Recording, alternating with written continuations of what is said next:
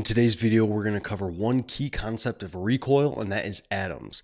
If you haven't seen my overview of Recoil and kind of how it works, the motivation behind it, and that it's a state management library in React, I would watch that first before going to this one. But today, like I said, we're going to cover atoms within Recoil. So straight from the Recoil docs here, atoms are units of state. So these atoms are going to be slices of your overall state.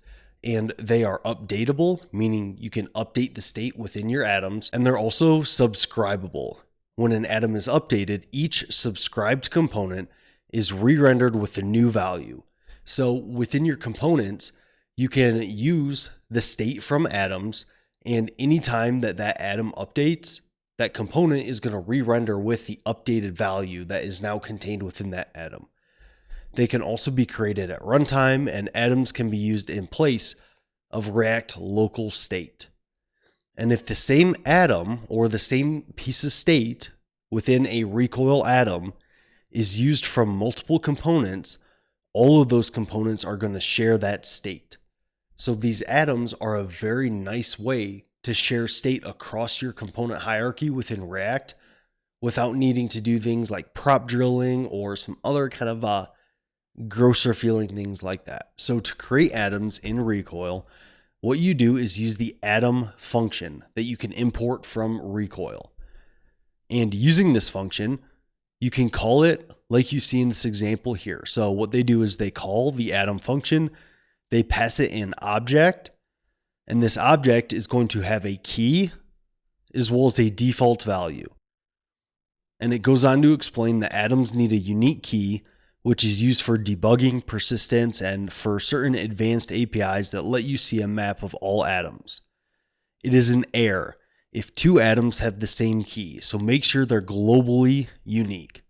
So within your global Recoil state, make sure that no two atoms have the same key.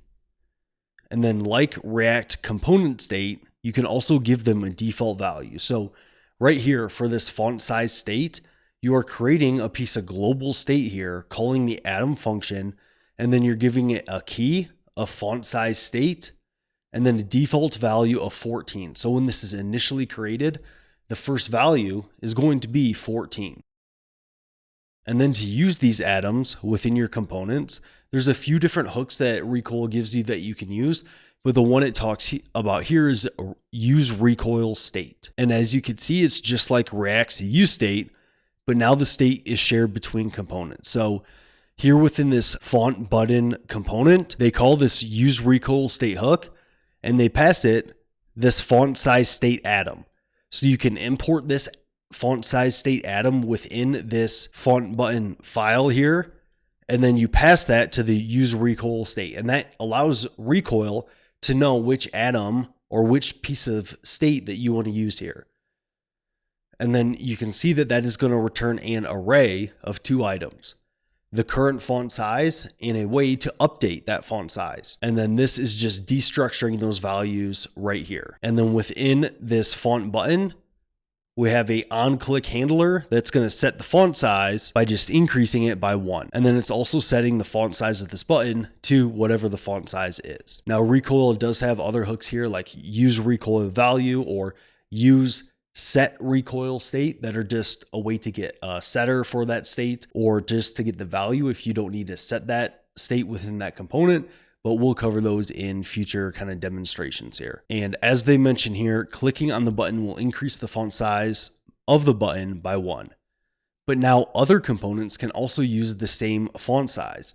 So here within the component text, they call the use Recoil state, they pass it the font size state atom that returns an array that contains the font size and the set font size function. And then they just set the font size of this paragraph text here to whatever font size is within this atom. So when we increase this font size by 1 here, since this text component is subscribing to this font size state, when this changes up here, it's also going to re-render this component right here, and that is going to automatically update the font size of this paragraph text. So you can see in this example here, you can use this font size state atom that you create initially here, and then you can import that atom into whatever component that you want to use it for, and that will technically subscribe that component to that atom's state. And anytime that atom's state changes within your entire React hierarchy or your React application, it is going to update that state within any component that uses that state or subscribes to that state. And that is one of the key benefits of Recoil. It allows you to share this state across components without needing to do things like prop drilling and different things like that. All right, so that is an overview of how atoms work within Recoil. Next up, we will cover selectors, and then we'll get into some example applications that kind of tie all this together.